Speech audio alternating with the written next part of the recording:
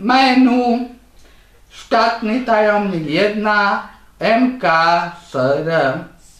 Do tohto menu sa dostaneme, ak na hlavnom tmavomodrom páse klikneme na odkaz Ministerstvo. Potom klikneme na odkaz v ľavom informačnom stĺpci s nadpisom štátny tajomník 1 MK SR. Pod tmavomodrou hlavičkou stránky je nadpis stránky veľkým tmavomodrým písmom štátny tajomník 1 MK SR. Toto menu nemá ďalšie členenie. V pravom širokom stĺpci je veľkým tučným písmom uvedené meno štátneho tajomníka MKSR Mgr. Mário Maruška.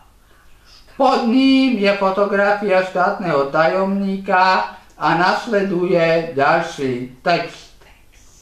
Do funkcie štátneho tajomníka Ministerstva kultúry Slovenskej republiky bol vládou vymenovaný ku dňu 30. novembra 2023. Vyštudoval na Univerzite Komenského v Bratislave fakultnú telesnej výchovy a športu.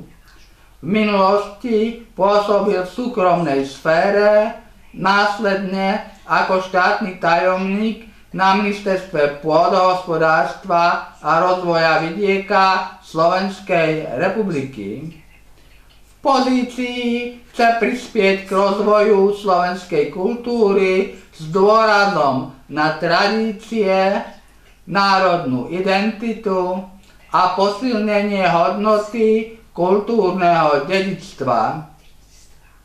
Pod týmto textom je ešte informácia sivým písmom o poslednej aktualizácii. V čase písania tohto menu to bola posledná aktualizácia 15. januára 2024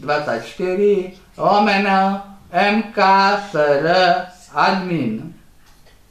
Nasledujú štandardné 3 pásy, biely pohyblivý s nadpisom organizácie ministerstva, ďalší biely pohyblivý s nadpisom dôležité odkazy a celkom na konci je bielo-modro-červenou trikolórou oddelený tmavomodrý pevný pás nazývaný tiráž.